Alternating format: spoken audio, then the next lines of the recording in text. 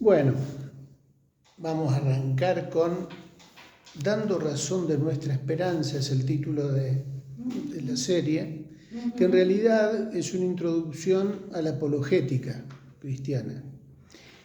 La apologética es una materia de seminario, o sea, tiene que ver con una currícula que se estudia en los institutos bíblicos y que justamente la palabra apologética tiene un origen griego. En realidad en el texto del Nuevo Testamento, vamos a leer ahora 1 de Pedro 3:15.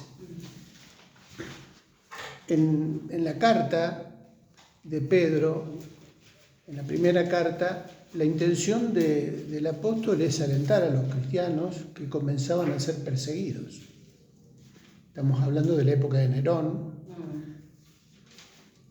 y se estaba poniendo difícil la cosa. Entonces, la iglesia comienza a sufrir no solo oposición, sino los primeros atisbos de la persecución.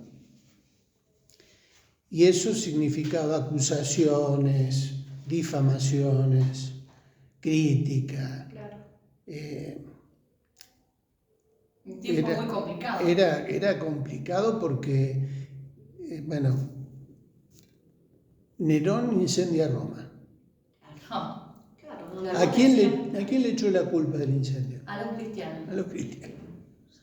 Y en realidad la mayoría de los romanos, los que conocían a Nerón, calculaban que había sido él, porque Claro. él ya venía planeando una reconstrucción de Roma.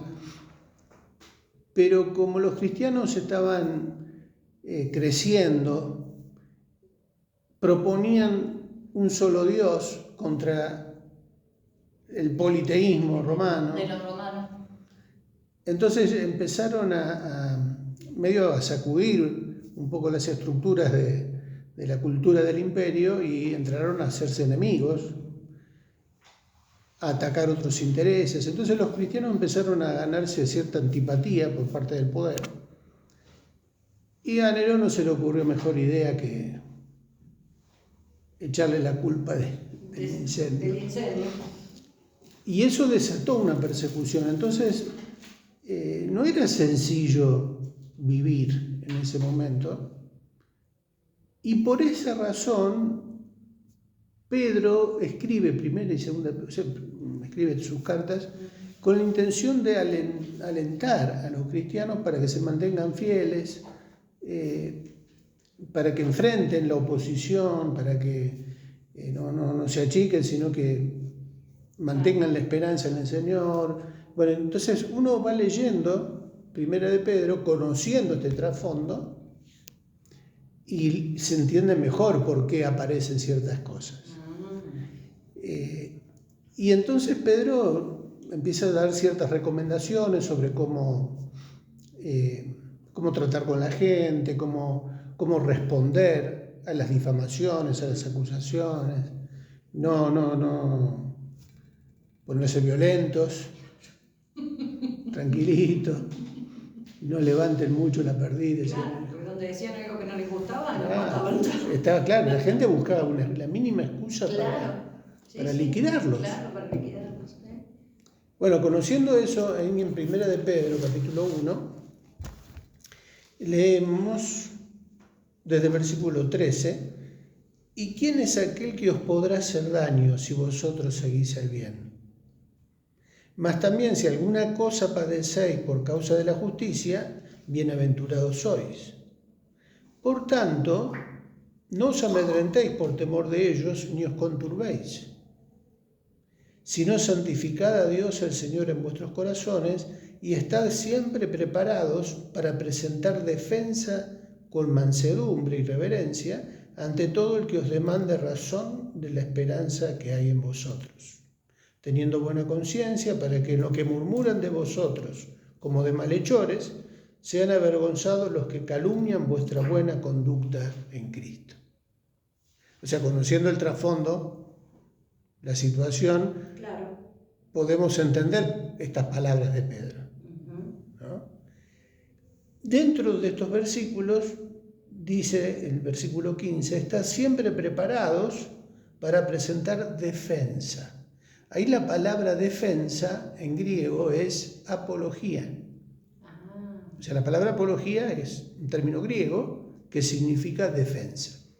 Acá ya está traducida al español, presentar defensa.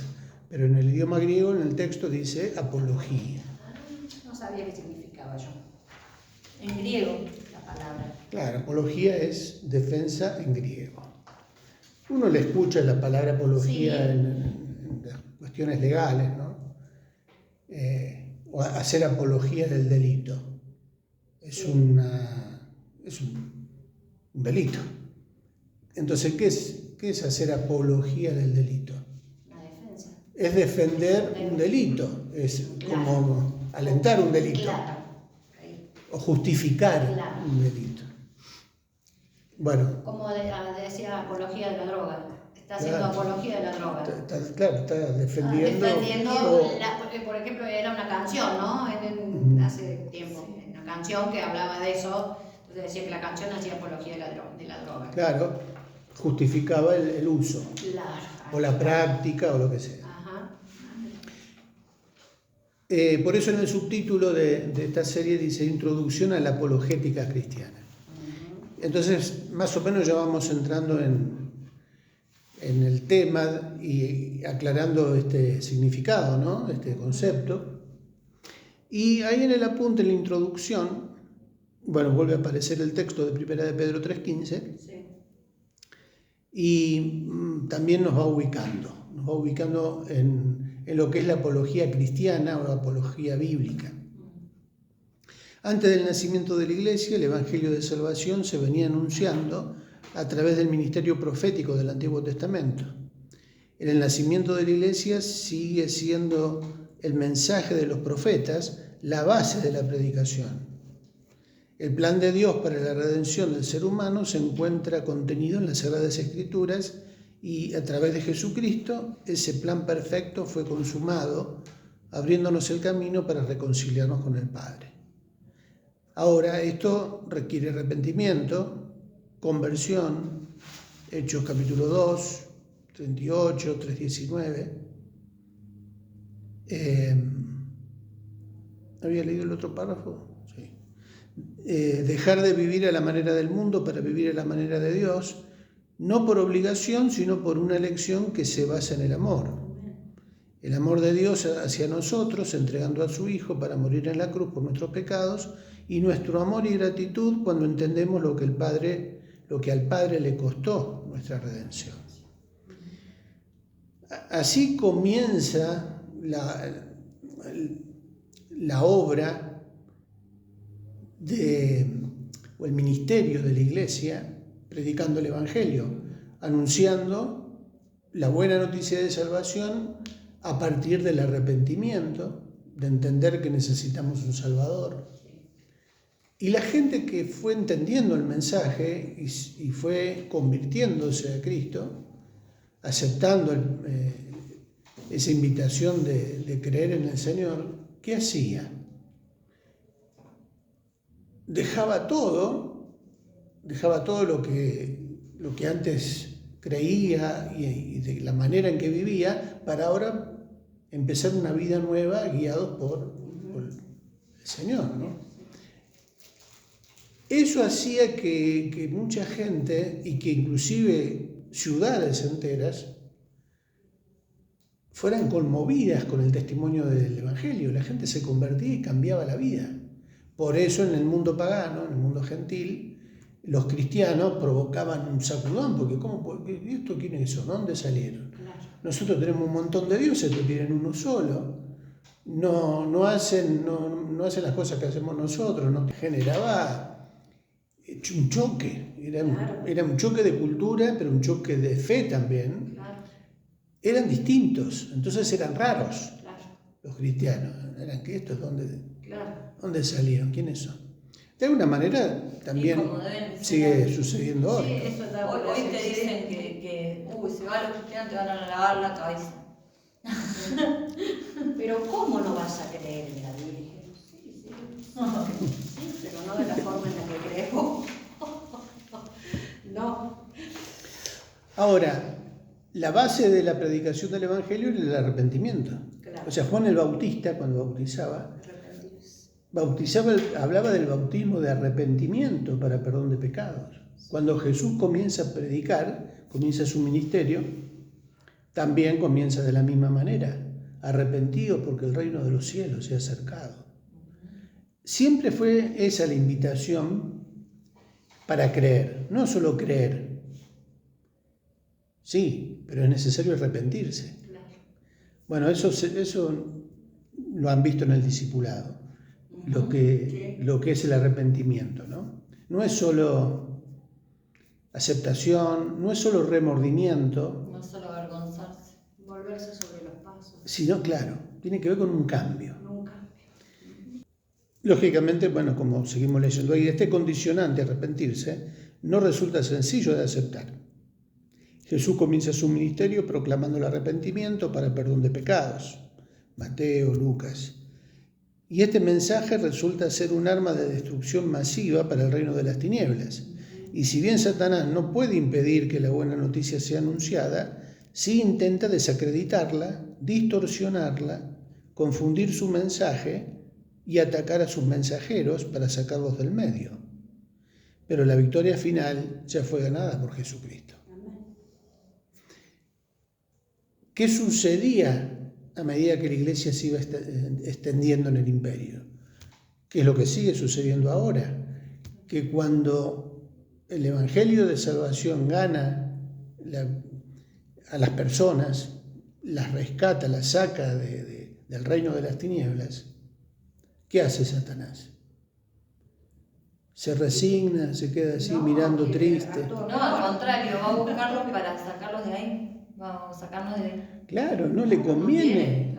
No le conviene al enemigo que la iglesia avance, que aquellos que quieren dar testimonio de su fe la compartan con otros, porque justamente le está sacando. Y como decía ayer, cada vez tiene mejores argumentos. Claro, entonces ahí empieza la lucha un poco más fuerte. Porque mientras uno está sin causarle problemas al enemigo, no pasa nada. No pasa nada. Está todo tranquilo. ¿No? Porque él sabe que están con él. Sí, es verdad. Que están con él. Claro, ¿qué problema te va a causar si vos estás haciendo las cosas como él quiere? Más vale. No, más vale, no parece nada, ningún problema. Entonces, ¿qué hace el enemigo? Contraataca. Claro. Porque él se ve atacado en su reino, porque el reino de los cielos avanza. El enemigo no puede frenar el avance de la iglesia, pero sí va a hacer todo lo posible para evitar que siga ganándole la gente que él tenía antes dominada. Claro. Y contraataca con lo que estábamos viendo del contexto de Primera de Pedro. Con mentira, con difamación, con engaño, con distorsión del mensaje. Claro. Hasta el día de hoy lo sigue haciendo. Sí. Falsas doctrinas, aún dentro de la iglesia. Por eso lo de el cristianismo híbrido, ¿no? ¿Cómo nos damos cuenta del engaño de Satanás dentro de las congregaciones y a través de falsos profetas, falsos maestros? Bueno, el trabajo del diablo es ese. El engaño, la mentira, adulterar la verdad, hacer parecer la mentira que él propone como algo que está avalado por Dios. Claro. O sea, es muy sutil el engaño. Y de ahí la importancia de que nosotros estemos preparados para dar respuesta, lo que dice Pedro acá. Estad siempre preparados para dar razón de la esperanza que hay en vosotros, ¿no? Con mansedumbre y reverencia, sí, pero estad siempre preparados para presentar apología, para presentar defensa. Ante todo aquel que demande razón de la esperanza que hay en vosotros. O sea, viene la gente. ¿Y vos por qué crees lo que crees? Claro. Ustedes estaban diciendo recién, ¿no? ¿Por qué no crees en la Virgen? ¿No? Decía vos, ¿por qué no? ¿Y ustedes por qué no creen en esto? ¿Por qué nosotros creemos en esto? ¿Y ustedes por qué no? Y claro, ¿qué es eso? Lo que dice Pedro. Se nos está demandando una explicación. A ver, explícame. Sí. ¿Por qué antes sí y ahora? Claro. Si vos venís de una familia católica, vos tomaste la comunión, me decían a mí todo. Sí, yo también. Yo iba a misa todos los domingos. No porque era fanático, sino porque era obligación. Sí. Pero bueno, ¿y ahora por qué? Explícame. Claro. ¿Por qué ustedes creen esto y nosotros no creemos otra cosa distinta? ¿O por qué ustedes no hacen esto que nosotros hacemos? ¿Y por qué antes vos lo hacías y ahora no lo haces más? Y entonces tenemos que dar respuesta. Claro. Hubo un cambio en nuestra vida que nos fue llevando a ser ahora distintos porque creemos en lo que dice este libro. Bueno, a ver, explícame, contame. Y ahí se nos queman los papeles a veces porque si no estamos preparados, si no conocemos la espada, por eso el logo de la carátula es un soldado tomando la espada. Tenemos que aprender a manejarla. Tenemos que aprender a presentar defensa, pero no solamente con argumentos racionales, aunque la Biblia tiene argumentos racionales. Sí. Nuestra fe no es una fe ilógica, es una fe razonable. Se puede explicar la fe, no es una fe ciega. A veces yo reconozco que al principio cuando alguno me preguntaba algo, no sé, a mí me lo enseñaron así. No, yo lo creo porque en la iglesia donde voy me lo enseñan así. Está bien, bueno, es lógico porque uno no tiene todavía el conocimiento, la base como para dar una explicación, pero nuestra obligación es lo que dice ahí. Pero empieza a ser lógica cuando vos vas conociendo, porque lo primero lo ves como que es incumplible y no se puede hacer todo lo que dice ahí, y a lo primero, o sea, te es chino básico como si estuvieras aprendiendo un idioma, no entendés eso, de que tiene la lógica del idioma ahí. Más o menos se va entendiendo el asunto, cuál es el propósito de hacer este curso, de estudiar esta serie. Que más o menos nos demos cuenta de cómo empezar a prepararnos para afirmar primero en nosotros la fe, para poder después compartirla. No es que tenemos que transformarnos ahora en teólogos o en especialistas, pero sí saber. Por eso ahí Pedro dice, estar siempre preparados para esto, para saber dar una explicación de nuestra fe, por qué creemos lo que creemos, por qué tenemos la esperanza que tenemos, ¿no? Ahí en el apunte seguimos leyendo, bueno, dice, ahora bien, aunque el enemigo ya fue vencido, intenta contraatacar con argumentos engañosos, y es aquí donde el término apología o defensa cobra sentido o relevancia en aquellos que son llamados a proclamar y enseñar la palabra de Dios. Un argumento engañoso que Satanás ha intentado implantar con cierto éxito entre algunos creyentes es aquel que dice, Dios y su palabra no necesitan que alguien los defienda. A mí me lo han dicho, por eso lo puse. Nunca lo había escuchado yo. Claro, porque ¿para qué estudiar? ¿Para qué, ¿para qué convertirnos en teólogos o intelectuales? Porque en realidad el Evangelio de Salvación es algo espiritual y es poder de Dios para cambiar a las personas. No lo vas a convertir con argumentos. A mí me han dicho, ¿para qué estudiar? Sí. ¿Para qué tanta teología? Sí. Claro, Dios es el que convence, vos no lo convences. Se escucha más de lo deseado este tipo de conceptos, porque justamente tiene que ver, o sea, ¿quién está detrás de ese argumento? Satanás. Desanimando el estudio y el conocimiento de la palabra. Claro. Porque claro, no le conviene. ¿Y sí? Entonces yo ahí empecé a entender, no es él el que está hablando, no es ella la que está hablando, sino que hay algo detrás que motiva ese ataque. Claro.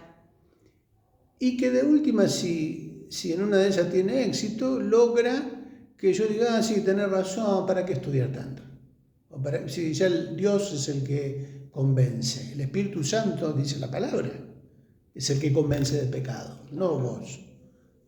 Claro, tenés razón, ¿para qué tanta escuela bíblica? Claro, te usan las palabras cortadas sin contexto para decirte, mirá, si en total dice que chao, listo, va. No vos. Dios y su palabra no necesita que alguien los defienda, y aunque parezca contener cierta verdad, lo que provoca en muchos es desidia y pereza por conocer a Dios y su revelación escrita, haciéndolos inofensivos y funcionales a sus intereses. Los que necesitamos estar siempre preparados para presentar defensa ante todo el que demande razón de nuestra fe, somos nosotros. O sea, es cierto, en realidad Dios no necesita que se lo defienda. La Biblia no necesita que nadie la defienda. No. Somos nosotros los que tenemos que reconocer los ataques del enemigo, más que nada. El apóstol Pedro no lo presenta como una opción o como una sugerencia, es una orden. Porque el versículo 15, ¿qué dice? Estad siempre preparados.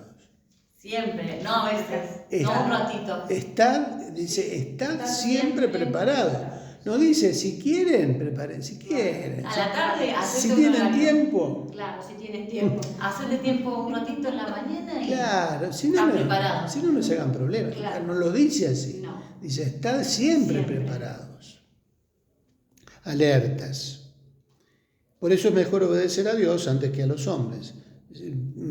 Pasaje de Hechos 5:29. Y en este ejemplo de apologética debemos remitirnos a la cita de Primera de Pedro mencionada en el comienzo, este versículo 15.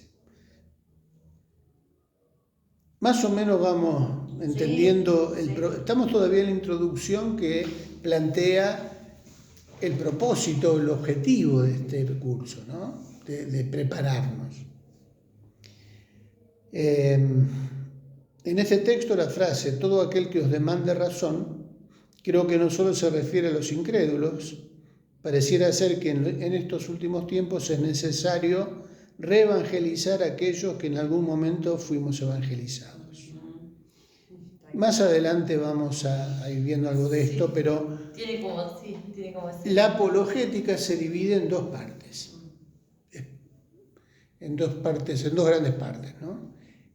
Una sería la apologética externa y la otra la apologética interna. ¿Qué es la apologética externa? Es la que nos prepara para presentar defensa, para dar argumentos, para dar testimonio de nuestra fe ante el mundo incrédulo, ante los que no creen, ante los ateos, ante los agnósticos, o sea, de diferentes niveles de pensamiento que demanda razón, pero que está en el mundo. Exacto. Eso se conoce como apologética externa, hacia afuera. Pero el tema acá es que también necesitamos apologética interna. Por eso a veces, creo que ayer hablaba algo acerca de esto, ¿no? Caemos en la cuenta en que nosotros, dentro de la iglesia, necesitamos fortalecer nuestra fe, el conocimiento de la palabra de Dios. Por eso la importancia del discipulado, de aprender aquello que Dios nos dejó en su palabra. No es otra cosa más que eso. Conocer la palabra de Dios, las verdades de la palabra de Dios. Congregarse, orar. Claro, fortalecer nuestra vida espiritual, pero es la comunión con Él a través de su palabra y entre todos, lo que creemos lo mismo. Claro. Por eso cuando el otro día hablábamos de la importancia de congregarnos. Claro. Son cosas que el diablo combate. Por eso, porque no le conviene. Claro. Si nosotros logramos afirmarnos en esto, no le va a ser sencillo al enemigo apartarnos o debilitarnos. No es que no vamos a tener problemas, vamos a seguir teniendo problemas en la vida, pero estamos preparados para enfrentarlos y lo hacemos de otra manera. No es lo mismo que cuando antes no nos interesaba nada Y sí, bueno, estábamos ahí a lo que venga. Sí. Pero ahora ya no estamos solos. El Señor está con nosotros, pero también como familia espiritual, nos tenemos como iglesia para ayudarnos a enfrentar esas cosas y a prepararnos y a capacitarnos, ayudándonos. Va a llegar el momento en que es notable, ¿no? En la práctica, cuando uno empieza a hacer esto, ¿no? A aprender, a conocer qué dice la Biblia sobre determinadas cosas, ¿no? Cómo nos enseña, cómo vamos aprendiendo. ¿Qué hace el Señor? Nos va cruzando gente, nos va poniendo personas que, como en el caso de ustedes, que en el trabajo, lo que sea, tienen la oportunidad de aquello que aprenden, lo comparten. Es como una evaluación del Señor. Claro, a ver qué aprendiste. Te mando personas. Claro. Y cuanto más uno va aprendiendo, de la misma manera el Espíritu Santo nos va guiando para que alguna persona con una necesidad se acerque para pedir una opinión o un consejo o que nosotros lo detectemos y podamos compartirle algo o no sé, lo que sea. Pero no es algo que nosotros programamos. No. Sucede. ¿Por qué? Porque Dios ve que nosotros amamos su palabra, nos queremos preparar, entonces nos va ayudando a que pongamos en práctica lo que aprendemos. Por eso, estar siempre preparados para presentar defensa ante todo aquel que se te cruce en el camino. Claro. Es hermoso, porque La verdad que sí. porque uno ve que realmente el Espíritu Santo nos va guiando sin que nos demos cuenta por ahí. Sí. A mí me encanta en otras oportunidades que me dicen, che, Mirta, pero vos, qué bien que se te ve distinta, cambiada. Mi hijo me dice. Amo la parte donde yo puedo decir gracias a Dios. Sí. Me emociona totalmente poder pararme y decir gracias a Dios. Gracias, Señor, que me dejas levantarme todos los días, que no me hace falta nada en la mesa, que más allá de mis hijas, cada una están. Yo oro por ellas y sé que ellas van a conocer al Señor. Y eso no tiene precio. No. Para mí no tiene precio. No me importa más nada. Mis hijos también me dijeron eso y sentí esa misma emoción que vos te pasó. Ay, sí. A mí Porque... cada vez que lo digo me emociona, totalmente. Sí. Segunda de Corintios, ¿cómo andan ahí con el texto? Bueno, ahí vamos. Segunda de Corintios 10, 4 y 5. Porque las armas de nuestra milicia no son carnales, sino poderosas en Dios para la destrucción de fortalezas, derribando argumentos y toda altivez que se levanta contra el conocimiento de Dios, y llevando cautivo todo pensamiento a la obediencia a Cristo. Bien. Acá Pablo está usando un lenguaje bélico, beligerante, militar. Habla de armas, habla de milicia. O sea, nos está ubicando en un contexto de combate, de batalla. Pero él dice que las armas que nosotros tenemos para pelear no son carnales, no son materiales, pero sí son poderosas en Dios. ¿Para qué? Para la destrucción de la fortaleza. ¿Qué tipo de fortaleza? Espirituales. Pero que más adelante aclara un poquito más y dice, derribando ¿qué? Argumentos. Interesante. Sí. Interesante, porque esas fortalezas tienen que ver con argumentos que se levantan en contra del conocimiento de Dios. Entonces acá ya entramos a valorar justamente la importancia de razonar nuestra fe, de entender nuestra fe, para poder contraatacar nosotros también. O sea, nuestro enemigo contraataca, nos ataca. A la iglesia primitiva le pasó eso. con difamaciones, con mentiras, con acusaciones, con todo lo que veíamos. Pero ahí Pablo dice, no hay que correrlo con un cuchillo, No. pero sí con la espada del Espíritu, ¿no? Con la importancia de conocer la palabra de Dios para derribar esos argumentos, porque la palabra de Dios tiene que ver con un arma espiritual. Y él dice, derribando argumentos y toda altivez que se levanta contra el conocimiento de Dios, y agrega, y llevando cautivo todo pensamiento a la obediencia ¿a quién? Cristo Jesús. ¿Se dan cuenta que acá la batalla que se pelea tiene que ver con argumentos, con razonamientos, frente a un ataque que está fundamentado en un argumento?